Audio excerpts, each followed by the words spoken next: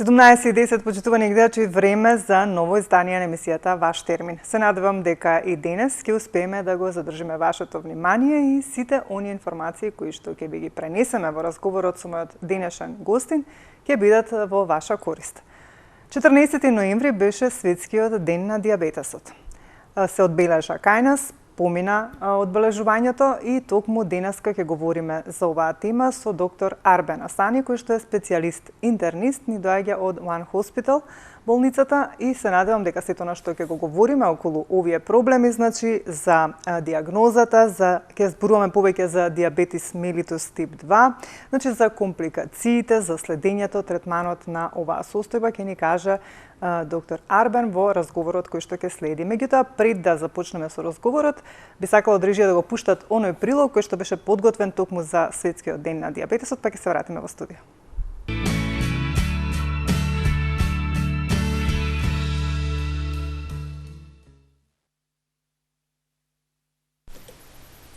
Сдруженијето на лекари по општа семејна медицина и Сојузот на Сдруженија на дијабетичари спроведоа кампања за подигнување на свеста за превенција на развојот и контролата на дијабетесот по повод светскиот ден на дијабетес, кој Меѓународната федерација на дијабетес со низа активности го одбележува секоја година на 14 ноември. Оваа година кампањата става посебен акцент за превенцијата на дијабетес мелитус и соодветната контрола и третман на преддијабетесот. Преддијабетесот се смета за состојба на потценет ризик, но факт е дека пациентите со преддијабетес се изложени на висок ризик за развој на дијабетес мелитус тип 2. Бројот на заболени од дијабетес мелитус во нашава земја е во пораст. Минатата година бројот изнесувал 120.000, од кои 40.000 се на инсулинска терапија. Од вкупниот број пациенти регистрирани биле 500 деца заболени од дијабетес мелитус на возраст до 14 години. На еден диагностициран постои еден кој не знае дека има болеста. Министерот за здравство Венко Филипче на денешниот настан кој се одржа во ректоратот на Медицинскиот факултет во Скопје, каде што и се одбележа светскиот ден за борба против дијабетес, истакна дека се прават напори за да им се олесни животот на родителите, а посебно на децата. На настанот на кој присуствуваа и членови на Сојузот на дијабетичари, пациенти, лекари и останати засегнати страни, се дискутираше за националната стратегија за дијабетес, за проблемите со кои се соочуваат пациентите, за предизвиците за новонабавените лекови, но исто така и за идните планови и третирањето на дијабетесот. Над 3800 новозаболени лица од дијабет има во земјава скоро секоја година. Според председателот на Националната комисија на дијабетичари во земјава Ирфан Ахмети и според податоците кои ги добивале од мој термин, заклучно со 31.12.2018 година, вкупно 123.850 лица биле заболени од оваа хронична болест во земјава, додека минатата 2017 година бројката изнесувала 120.000 лица со дијабет.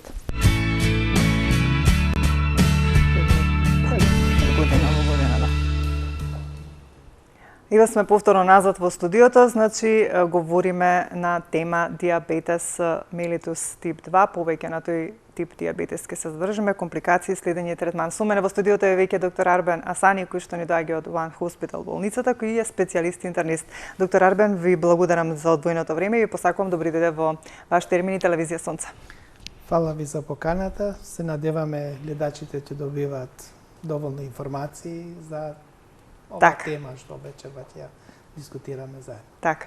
Од прилогот можевме да ги слушнеме оние бројки, нели, кои што навистина се, како да кажам, од година во година ми се чини дека се поголеми и поголеми.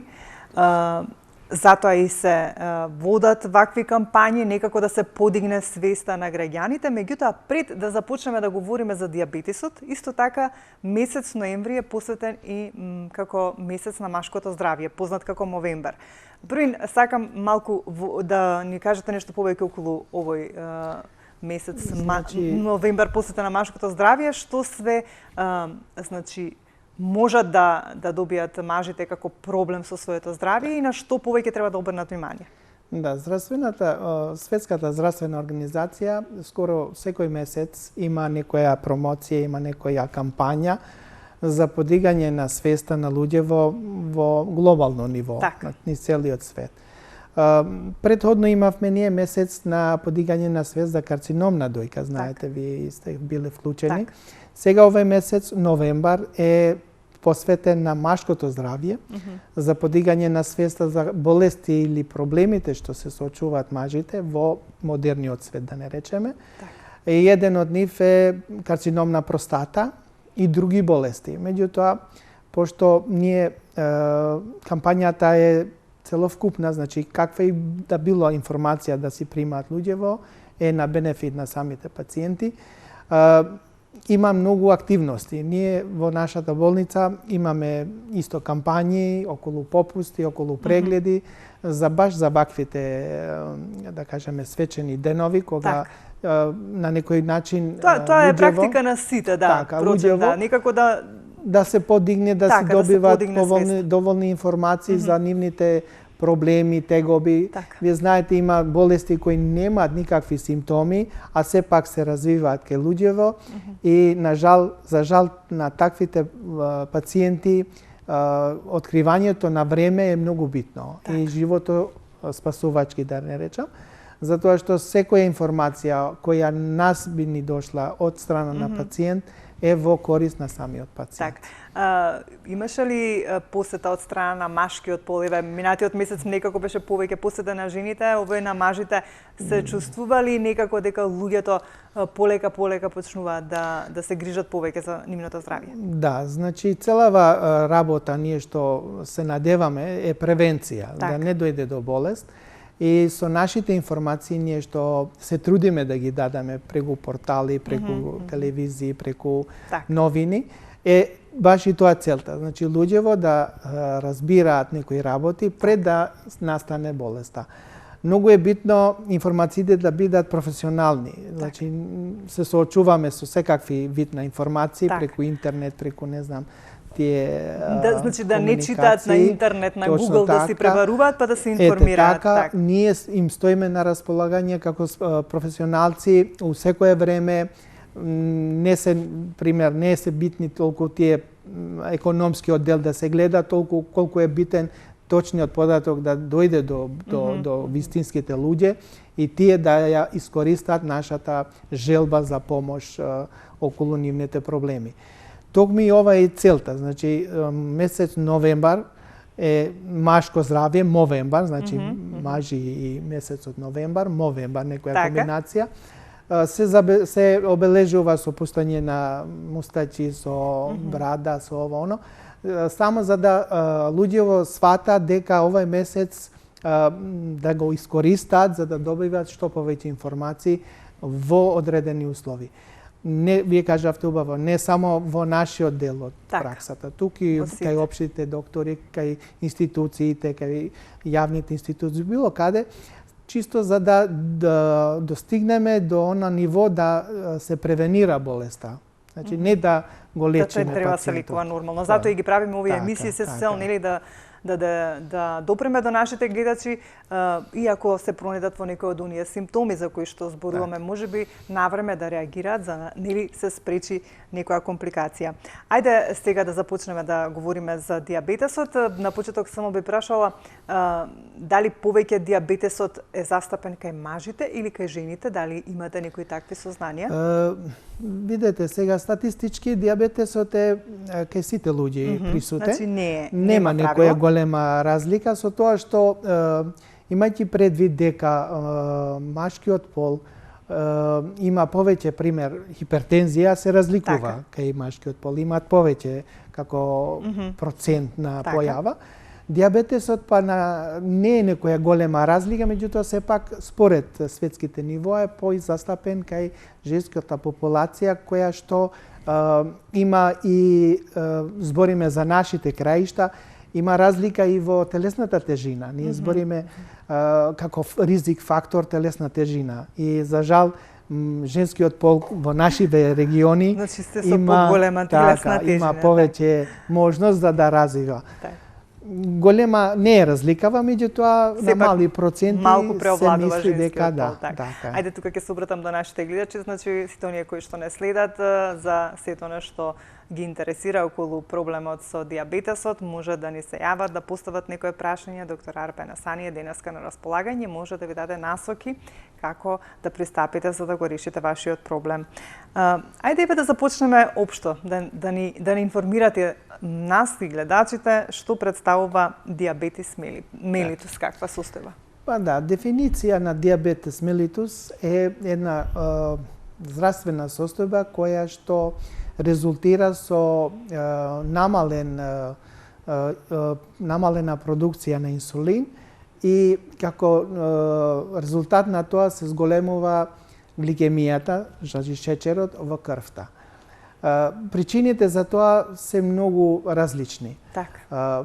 Значи, основата е ова, физиологија. Немаме доволно инсулин, кој што е многу битен за нашето здравје и дозволува тој шеќер, таа гликемија што е на крв, да влезе во клетки, да се користи, како прва, да кажеме, материја која што се согорува во нашиот организам за добивање на енергија е глукоза. Во ваквите пациенти, во ваквите состојби, глукозата не се користи од нашиот организам на клетки и останува висока на ниво на крвта. Најчеста патологија или најчест облик на појава на болеста е резистенција на инсулин. Значи, ние имаме инсулин во недоволни количини на нашиот организам, меѓутоа не ги исполнуваат сите тие барања што треба нашиот организам да ги има во нормални услови. И како последица на тоа се зголемува гликемија, хипергликемија. Дали тоа е недостаток на доволни рецептори кои што ги примаат овие импулси за да се покачи нивото на инсулин од панкреасот. Вие знаете дека инсулинот, мислам вие, пошто ја водите емисијата и имате чести вакви настапи, инсулинот се произведува во бета клетките на панкреасот. Тие клетки некогаш недоволно лачаат инсулин и резултира со висок ниво на гликемија. На други начини имаме кога веќе имаме инсулин, меѓутоа имаме резистентност на самиот наш организам од самите клетки и тој инсулин не може да действува. Тоа е периферна резистенција. Или па глукозата не се користи како што треба од нашите клетки преку тие рецептори. Значи, оние не можат да ја земат глукозата од крвниот проток, да ја стават во корист на согорување. Се ова се случува и ги спомнав овие механизми, зашто баш у овие механизми и лекувањето утре, да кажеме во некои други фази, кога би збореле за лекување на дијабетесот, баш на овие се мисли. Прво, нели, да се зголеми нивото на инсулин, па потоа да се намали резистенција на инсулинот во периферија, или таа гликемија да нема резистентност на клетки околу тие рецептори кои што можат да бидат на некој вид блокирани и не може глукозата да се користи од нашите нормални здрави клетки. Дијабетот може да е еве вака општо зборено. Да, секогаш споменуваат тип 1, тип 2. Ајде да ги разграничиме. Што значи тоа? Тип 1 е кога имаме вроден дијабет, кога веќе имаме промени пред да настане како човек, имаме промени на самиот структура на организмот, на самиот панкреас и не се произведува доволно инсулин. Тие се повеќе, што ви кажавте во прилогот, деца, има 500-600 деца во Македонија, во светско ниво е многу повеќе. Меѓутоа, тие се веќе вродени. Тоа е тип 1. Тие се инсулин зависни. Значи, откако ќе почнеме, откако ќе ја поставиме диагнозата, веднаш се почнува со инсулин и за жал ќе треба цел живот оние да примат инсулинска терапија. Другиот тип е дијабет тип 2. Дијабет мелитус, тип 2 шеќерна болест, која што е добиена. Значи, која што се добива во текот на животот, заради некои ризик фактори што се појавуваат кај луѓево и кои што после тоа резултираат со зголемен ниво на гликемија, всушност веќе се прогласуваат, се диагностицираат со дијабетес мелитус како диагноза тип 2 и оние после исто можат да одат или со диета, или со менување на начин на животот, или со орална терапија против дијабетот, или па на крај ако овие не помагаат и они исто можат да завршуваат со инсулинска терапија. Има еден вид на дијабет кој што се вика гестацијски дијабет, тоа е дијабетот кој се јавува кај бремените жени во тек на бременоста и тој дијабет се манифестира со некои промени само во тек на бременоста. Значи, откако ќе се породи плодот, доаѓа до нормализација на гликемија и нема потреба ни од никакви лекови или други потреби околу пациентот. Така. Меѓутоа, таквите луѓе во понадалечните, да кажеме, времиња се многу склони за добивање на стекнат. На стекнат. Ако диабет. добијат во текот на бременост. Така е, тоа е еден знак. Сега и од прилогот можевме да заклучиме дека диабетес тип мелитус, односно диабетес тип 2 е најголема бројка. Да. Значи, можевме да забележиме од година во година скоро За жал, преваленца многу една голема бројка се се јавува зголемува на нови случаи. И покрај тоа што се стварат, нели, ние кампањи, Така, се водат политики, повторно. државни институции се грижат за тоа да не се зголеми бројот, меѓутоа сепак имаме зголемување на бројот, не само кај нас во Македонија или во регионот, тоа е на туку и глобално ниво. повеќе. Да, затоа се смета како болест на модерниот живот. Најзастапен е во развиениот свет, за жал. Значи, многу помалку има во неразвиениот свет, него кај што е, да кажеме, овие, да кажеме, држави што се убави, мислам, вака, со сите услови, и тие луѓе, таа популација е најзагрозена, за жал. Во светски ниво, ние пошто гледаме и следиме, сепак присутен, околу 10% е на светско ниво преваленца. Значи, на 100 луѓе 10 си имаат сигурно диабет. Кај нас на 1,7, секој седми 5, ќе му дојде така. 7, ама со тенденција со раст на оваа бројка. Значи, ако 2015 била 5%, сега е 2017, 18, 19 е 6-7%. Значи, ако сме ние мала земја, меѓутоа бројката е огромна. Тоа значи во светско ниво околу 6.000 нови случаи дневно. Замислете, значи секој ден да имаме по 6.000 нови случувања, нови диабет пациенти. Кога збориме во светско ниво, меѓутоа кај нас и таа мал процент што е од 5 на 7, меѓутоа е многу значаен. Ви убаво кажавте 128.000, околу 130.000 диабетичари во Македонија се водат и истите, нели, ги имаат сите тие податоци, меѓутоа бројката се менува од ден за ден. Број, точно така, има еден голем број, вие убаво кажавте, преддиабетес или па има диабет, меѓутоа не се диагностицирани. Так. Сега ме интересира, спомнавте преддиабетес, а и во прилогот ја спомнав преддиабетес. Што би значило тоа преддиабетес состојба? Дали значи, еве понекогаш кога одиме чисто да провериме крвна слика, нели знаем можеби параметрите на шеќерот да се искачат до 6,5. Дали тоа веќе укажува на некоја преддиабет состојба или не, вака сега. Што представува преддиабет состојба? За да ние го крстиме или да кажеме на пациентот диагноза веќе има моменти, има состојби кога ние мора да ги имаме предвид.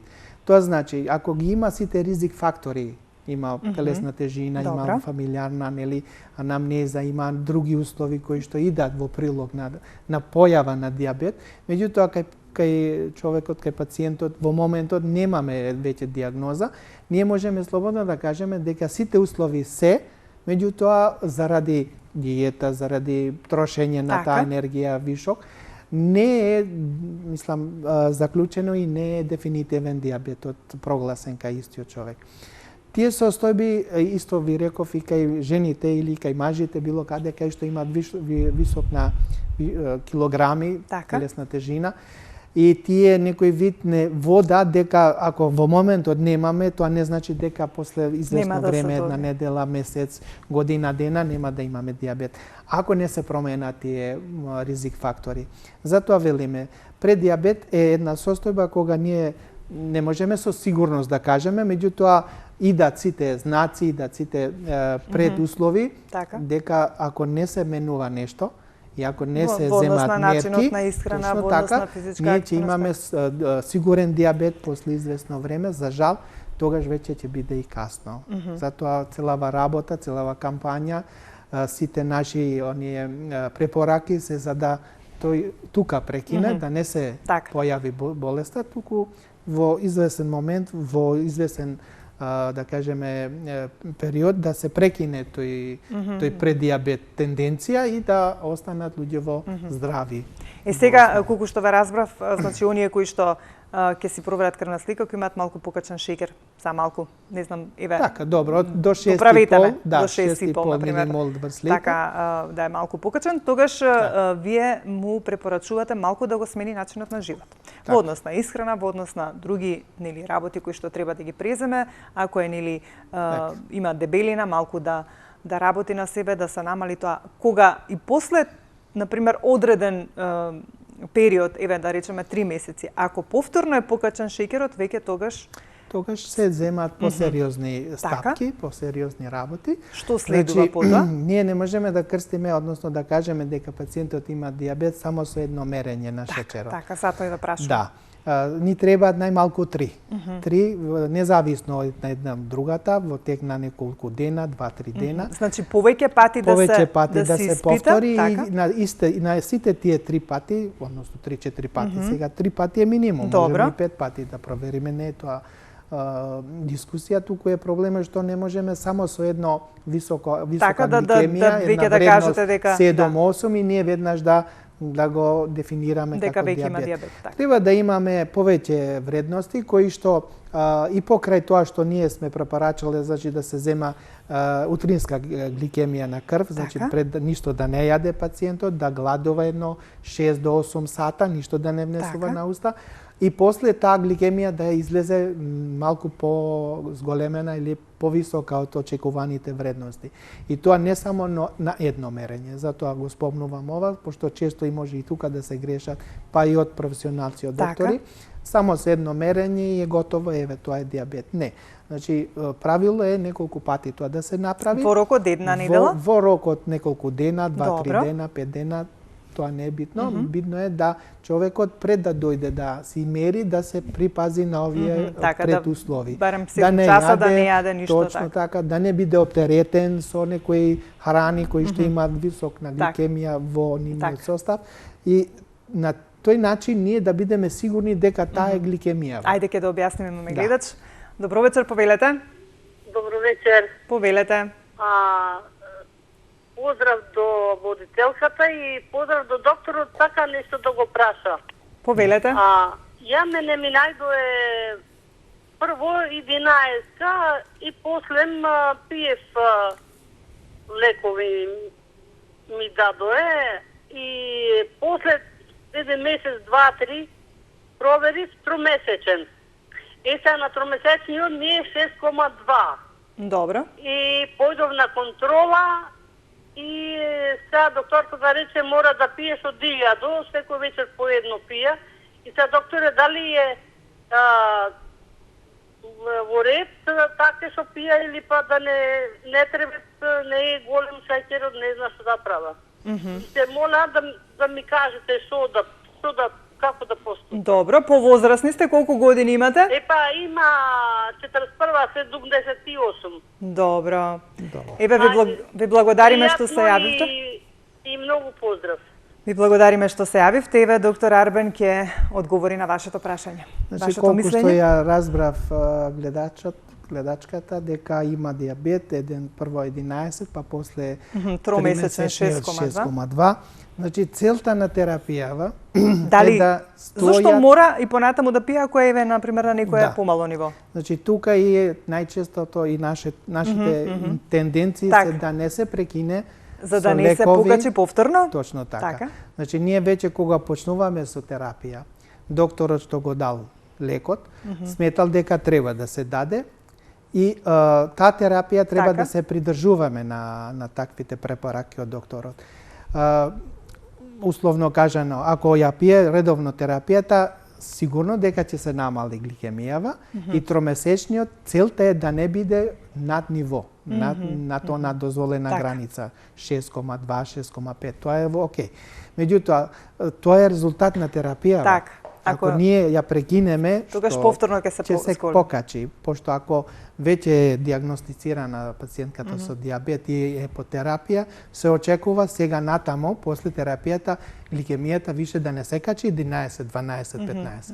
Тогаш не е ефективна терапијава. Точно така. Што би значило, колку што можев да разберам, гледачката прашува дали ќе треба постојано да ги прима тие таблети. Да, во Ќе треба основа ќе постојано да ги треба прима? или може да се модифицира дозата, Така. еве како што направила Така, ја колегата намалиле, или така. колешката, намалување во зависност од потребите на самиот организам. Ако ние гледаме дека после неколку месеци гликемијата се стабилизира, а одиме пример да земам, со 1000 милиграми метформин, Така. најчесто употребуван лек, тогаш ние можеме таа доза да ја намалиме во зависност од самиот пациент, ако Така. се придржува, зашто знаете, јас и пред тоа ви кажав дека не е само до лекот, малку е начинот на животот, дали Да, се треба пази, малку дали да ги се- чува, дали употребува храна, сега што веќе нема со диабет, мислам со шеќер, за таквите Значи, треба да- диабетичари. треба и да се внимава и на тоа. Ако сите услови се исполнуваат, може дозата да се намали. Така.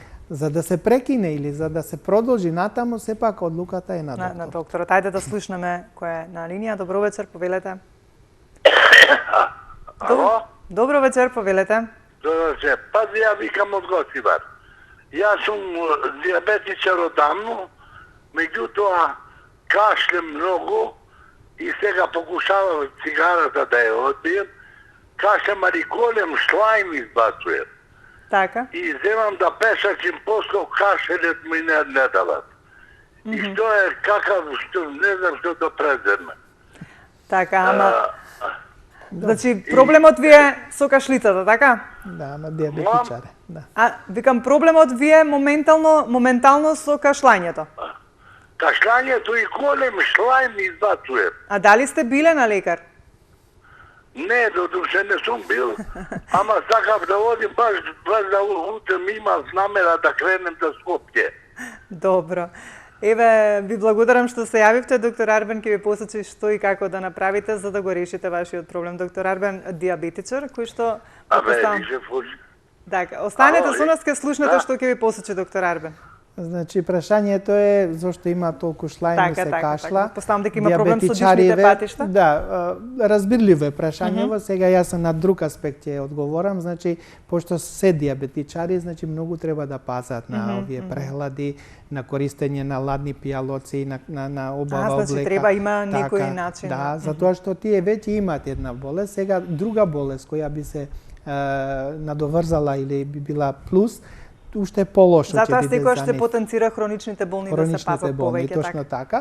така. Сега јас, пошто проблемот е кашлањето, предлагам да се обрати на интернист, односно Така. на пневмолог, Така. кој што би го решили тој проблем со дишењето и кашлањето, а сепак дозата, односно терапијата за диабетот да не се Да не променува. се поменува. Има моменти кога пациентите заради некоја друга болест треба да се адаптира и дозата на инсулин или на таблетки, затоа што не е исто кога си само со диабет или кога имаш повеќе компликации или Така, повеќе така, да. болести коморбидни кои што може да ја влошат состојбата. Значи, Моето мора све да се предлагање согласи. е веднаш да се појави, да се јави Така, на прво лекар. на матичен доктор кој што после тоа Ќе ќе го прати како што прати треба. на интернист или на пневмолог, ќе го прати на анализи ако треба, рентген снимка за да се точно диагностицира Зошто тој е проблем со кашлање. белите дробови и да се земе соодветна терапија. Така. Ете се надевам дека ќе ве послуша, значи доктор Арбен вели сепак да се јавите на лекар, првен ке вашиот матичен, а потоа тој ќе ви упати каде да се обратите, се со цел нели сите оние работи кои што треба да се изрегулираат околу лекарствата да бидат во ред за да нели нешто не се поремети. Многу е важно да ги кажеме симптомите. Така. Кои се тие симптоми? Горе-доле може би ни се познати, сува уста, често мокрење и така натаму, меѓутоа ајде може. убаво вака да ги појасниме до нашите гледачи. Да. Што е тоа што треба да ни укаже дека може би еве ако не провериме крвна слика, не сме провериле подолго време, а имаме некои симптоми и веќе треба да ни посочи дека станува збор за Значи, диабетес. болеста може да се јави на неколку вида, на неколку начини. Така. И за жал Мора ли сите симптоми да ги содржи или може само поедини Значи, тоа симптоми? сакам да кажам, имаме болест, односно пациенти кои што се болни, а да немаат никакви симптоми и тоа со години да Така, трае. така. Тоа е многу лошо, зашто ние стварно тогаш се соочуваме веќе со настанати компликации и проблеми. Така. затоа што не е диагностицирано на време, пациентот немал никакви симптоми и доаѓа во една фаза кога ние веќе сме губиле таа златно веќе се време, случиле некои и се други случиле компликации со поштетувања, витот, така. нели, со срцето, со ногата, нели, знаете вие диабетско стопало Така. и многу проблеми други. Ајде имаме Гироч, па ќе Во го ред. објасниме го симптомите. Добро вечер, повелете. Добро вечер, дали се слушаме? Дали се слушаме? Ало, добро вечер. Добро вечер, повелете. Еден пациент од Кратово. Така, повелете, ве слушаме. Разгеле сега влегов до телевизорот, вака, и јас сум диабетичар, например. Сега... Ало? Да, говорете, ве слушаме. Ве слушаме, говорете. Со докторката сум, ово е со водителката и докторот. Да, ве слушаме, говорете. Да. Вака, јас сум диабетичар. Добро. Но не сум редовен, вакцинирам се. Тоа е истина со инсулин. Не употребувам никакви јапчиња, не употребувам ништо. Најдов модус да сам се лекувам со некои си црни зрнце, бобинки и едни од багрем семки зрна. Може би да преко 20 дена немам се вакцинирано. Со тие семки немам спадне до 5,4. Па мерам вечериња дали да се боткаме или не и дојде 12, 13 до 15,6. Ако е голема дозата 15,6, тогаш се вакцинирам или па пред вакцината удрам од тие бобинки, град ви давам спадне 6,5. Так. Не сум запознаен како да се лечам, па малку доктор ако може да ми објасни таа работа. Добро. Еве останете покрај ТВ екранот, ќе слушнете доктор Арбен што ќе каже, го разбравме се обидувал некако и алтернативно да го среди ова. Да. И меѓутоа ако ќе се покачи повторно си додава инсулин, што да прави? Значи, ние многу често се соочуваме со вакви пациенти кои што се трудат... Се обидуваат и на друг начин, на што друг е начин понекогаш може би нормално, меѓутоа... Ние не им забрануваме, значи може да пробаат све оние. Све така. Всушност, ние не смееме да дозволиме пациентот да биде на некој ризик кој што не е докажан медицински или научно. Меѓутоа, користењето на треви, на некои други алтернативни работи или соединенија, така да се изразиме, не значи дека треба да лековите да ги со прекине. лековите. Тоа сакав и јас да потенцирам. Не ми се допадна или не во ред да се зема инсулин доза веќе кога имаме 15, зашто вакцинација он се мисли на се инсулин за боцкање. Мислам дека тука грешиме. Значи, ние симптомите или болеста си продолжува да се врши работа и да оштети органи, ако нас не ни е на ниво. Знаете вие кога дошол до ситуација да се боцка со инсулин, не може алтернативно да го реши тоа. Многу е битно тој инсулин да се намали у доза, ама сепак да се прима.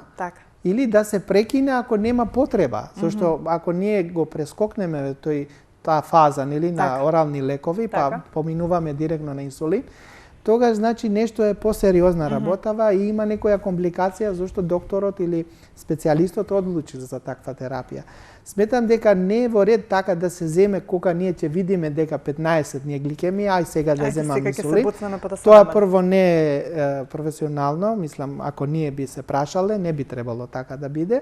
И второ, не е здраво. Значи, состојбата не смееме да дозволиме до 15. Туку да се земе инсулин веќе точно така, на ниво кога веќе не е во граници на нормал и 7 и 8. И целава работа е тој ниво на гликемија, тој ниво на шеќер, да биде цело време на нормално ниво. Не за да не прави оние, за да не ги прави оние додатни проблеми и компликации за кои што можеби ако имаме време ќе спомнеме нешто. Да, не да се качи на 15, па да се симне на 5, на 6, па после пак утредента да се качи. Тоа не е начин на лекување. Тие осцилации не се добри. Значи, го слушнавте доктор Арбен, никако не ги пропуштајте терапиите, без разлика дали станува збор за таблети или инсулин, заради тие осцилации, бидејќи нели секое поголемо покачување на шеќерот ви прави штети во вашиот организам, како што знаеме, значи и доктор Арбен ќе посочи се бубрезите, тенките садови, крвни садови, срце, мозок, значи многу работи така страда. Во секој случај бидете дисциплинирани, можете вие да се консумирате нели алтернативни средства, меѓутоа не ја запоставувајте терапијата. И да се надевам дека ќе го послушате доктор Арбен, симптомите да ги споменеме многу е важно. Да, значи кога рековме за симптоми, најчести се во вид на, вие сами спомнавте, сува уста, голема жед. Толку тие се жедни за вода што не знаат што е доста. После тоа има и другиот момент е полиурија, значи често мокрење. Ако ние употребуваме повеќе вода во нашиот организам, ако земаме повеќе вода, сигурно дека и ќе мокриме.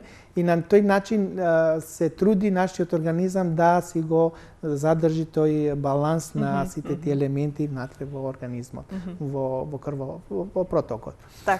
Потоа имаат изразена глад. Значи, оние колку и да јадат, постојано се гладни, никако да бидат сити, и после пола сат, 1 сат од ручекот или од јадењето, повторно им се јаде, и тоа не е во ред. Во известен период имаат... Дали имаат поголема глад за благо или општо за се? Значи, тие се за благо највише, меѓутоа тоа не значи дека само за благо, затоа што нивниот шеќер во организмот не се користи. Значи, тие некој вид се затруени со благо, некој вид така му доаѓа. Да, значи имаат благо во нивната крв, а тие сакаат благо. И тоа е она, нели, што ние мораме да го прекинеме, а тоа е веќе и појава на проблеми други, освен овие што ги спомнавме. Значи, тие имаат и чести инфекции, тие имаат и нервоза, тие имаат намален имунитет, па често се разболуваат, немаат сила, измоштени се, малаксани се, заморни се, за мали работи физички веднаш се замараат и им треба подолг период за да се закрепнат. Потоа се јавуваат проблеми од видот на циркулација, зуење во уши, имаат проблеми со сонот, имаат проблеми со концентрација. И после на другите фази, пример, може да имаат проблеми со видот, може да имаат проблеми со бубрезите, имаат проблеми со срцето, со мозокот, не може да памтат, забораваат, не знаат што. Во секој случај, комплицирана состојба, која што ако не се навреме диагностицира, може да предизвика сето ова што го кажавте во однос и на видот, и на срцето, и на мозочните работи, бубрезите. И е многу индивидуално, и ова е битно, значи не е како секој пациент истата симптоматологија. Може пациентот има таква адаптираност на самиот организам да си го поднесе и вишок на гликемија, да има 20 гликемија, да нема никакви симптоми. Има некои со 5, со 6, 7, ќе им порасне и веднаш не се чувствува добри. Значи, многу е различна, многу е разновидна и не можеме ние само врз основа на симптоми. Дали, доктор Арбен, е доволно еднаш барем во годината, ако не повеќе да се провери крвната слика, па за да се знае моментот? Не само еднаш, ние обично преферираме и почесто, пошто тоа е многу едноставно сега во денешно време. Барем за шеќерот, ако... За шеќерот, гладно е, па и да не е гладно, сепак има некои вредности кои што и после јадење ние можеме повторно да провериме па да видиме каква е состојбата, и да споредиме. Ако е навистина високо и покрај тоа што сме јаделе, значи нешто не е во ред. И обично утринската гликемија, она гладната гликемија, ние што ја мериме, е најверодостојна како вредност. Немаме уште многу време, би сакала само да прашам, кога веќе нели еден пациент и пациентката предходно, ми се чини дека горе-долу сите пациенти што себе беа со дијабетес. На колку месеци се прават контроли? Значи, ние преферираме, ако немаме проблеми, 3 месеци до 6 месеци е доволен период. Дури сега, нели, со овие што се инсулин зависни, што имаат инсулин земање, тие треба секој месец да се јават, за да им се препише терапијава. Обично тие се јавуваат на доктор и ако немаат симптоми, по некој дефолт, по некоја рутина, само им се препишува истата доза и си продолжуваат. Меѓутоа, редот е на 3 до 6 месеци да се провери целава вкупна лабораторија. Тука влегува не само гликемија, тука влегува и тој тромесечниот хемоглобин, глукозиран, тука влегуваат и масти, тука влегуваат бубрезите. Знаеме дека вишокот на масти да, со деградациони се претвора во шеќер. Да, вишок на шеќерот се претвора во масти. Шеќер, да, обратно. Да, и тука веќе имаме да речеме понапредната состојба, кога веќе ние тие шеќери не ги користиме, немаме терапија регулирана, и вишокот на шеќери во црниот дроб се претварат во масти и некако и црниот дроб страда или се заболува се е поврзано. Така, од тие и циркулација, и мозокот, и неуропатија, и очи, и се страдаат од тоа што ние не сме биле, да кажеме, контролирани и ажурни околу дозата. Сега уште нешто да ве прашам, па тука некако ќе превршиме со препораките и советите. Кога веќе, еве, например, да кажеме некој помлад пациент на 30-35 годишна возраст се соочува со состојба на диабетес, значи збориме за стекнат диабетес, дали може да се случи после неколку години да престане да пие терапија ако биде нели дисциплиниран, ако си го промени начинот на живот? Можно ли се случуваат ли такви работи? Да, можно е тоа да се случува, меѓутоа треба многу ригорозна диета. Значи ние цело време збориме за тоа да не дојде до лекови, туку да се промена тие начин на животот, стилот, тежина, сите тие пара услови, предуслови што треба да се исполнат, за да ние утре речеме да, кај тој пациент, пошто 10 години е со терапија и цело време е нормален, ќе се трудиме, односно ќе направиме напор тоа да се прекине. Не е нешто невозможно и тоа е возможно. Значи се случуваат и такви работи, меѓутоа тоа е индивидуално и зависи од пациентот. Многу индивидуално и многу е од страна на пациент, многу е тоа битно. Ако пациентот е едуциран, соработува, се придржува на нашите препораки, се придржува на контроли на редовни и не ја менува терапијата на своја глава, нели знаеме и такви работи да имаме, тенденција, односно трендот е да тие пациенти бидат без компликации, без никакви проблеми во другиот, пошто има пациенти 30 години со живот, меѓутоа пошто се придржува на стриктите наши препораки, да нема никаков проблем. Други проблеми, така. И на таквите пациенти од лично искуство ви зборам дека сме имале и можност да го прекинеме терапијата во извесен период, чисто за да видиме дали може да се се случува и тоа да се луѓево се лекуваат на алтернативна страна и така натаму. Доктор Арбен, препораки и совети до гледачите. Ајде некако да кажеме превенција, ајде за оние кои што веќе имаат таква состојба горе-доле, знаат можеби што треба и што не треба. Меѓутоа за сите оние еве што не следат, немаат меѓутоа како да се заштитат или како да постапуваат во секојдневието за да не добијат диабетес. Значи во тек на разговорот ние горе-доле ги кажавме, меѓутоа како да ги заокружиме како за крај. Да, за крај, пациентите треба, гледачите треба да бидат свесни дека не значи да имаш некој симптом за да се јавиш кај докторот. Не мора да очекуваш нешто да се случило во нашиот здравствен... За да можеш здраво да се храниш или да почнеш да се... За да ние бараме помош, односно оние да барат помош од нас. Редовните контроли, особено тие еднаш на 6 месеци, на еднаш годишно, да не се прескокнува, да не се најде некое образложение, не можам да идам, се плашам од корпот, за да тоа биде некој вид пречка да ние ја следиме нашата состојба на нашиот организам. Секое мерење, секое треба, крв давање и сите тие параметри, треба да се консултираат лекареве. Иако ние ги имаме лабораторијава, ја читаме ние сами, а не знаеме што читаме, не ни значи ништо. Значи, откако ќе се добива, така да се консултира право лице, специјалист или професионалец, доктор, и после ако има потреба да се повторат или да се надокнадат некои работи тримесечно или ОГТ тест, како се вика тоа орал глукоз толерант тест, за да се дојде до диагнозава на таквите болести, за да ние знаеме што треба да се следи за таквите пациенти. Меѓутоа све зависи од пациентот. Ако пациентот не се јавува на амбуланта, на преглед, ние не можеме да му помогнеме. Меѓутоа и да се храни здраво, да имаат физичка активност, барем половина час во денот, да пешачат ако ништо друго, да Тие се гледаат колку здравите можат навики. стресот да го избегнат, бидејќи Да. тоа ми се чини дека Така број е. еден за сите проблеми Да. со здравјето. Ви благодарам многу за денес. О. Се надевам еве дека во некое следно издание понатаму повторно ќе бидете дел од ваш термин, пак да проговориме за некоја друга тема, бидејќи вие интернистите нели опфаќате поголем спектар на заболувања. Ви благодарам. Беше мило. Фала и на покана.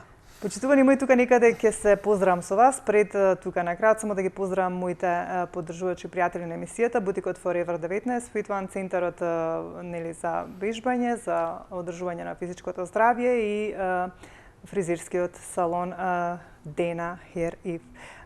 Ви благодарам за вниманието. Уште еднаш да потенцирам, доктор Арбен Асани ни доаѓа од One Hospital, болницата која што се наоѓа во Тетово. За оние кои што не следат и сакаат да стапат во комуникација со него, ќе можат веќе од утре да добијат нели контакт телефон. Ви посакувам убав остаток од денот, имајте добро здравје, грижете се за своето здравје, а ние се гледаме повторно за 7 дена во исто време.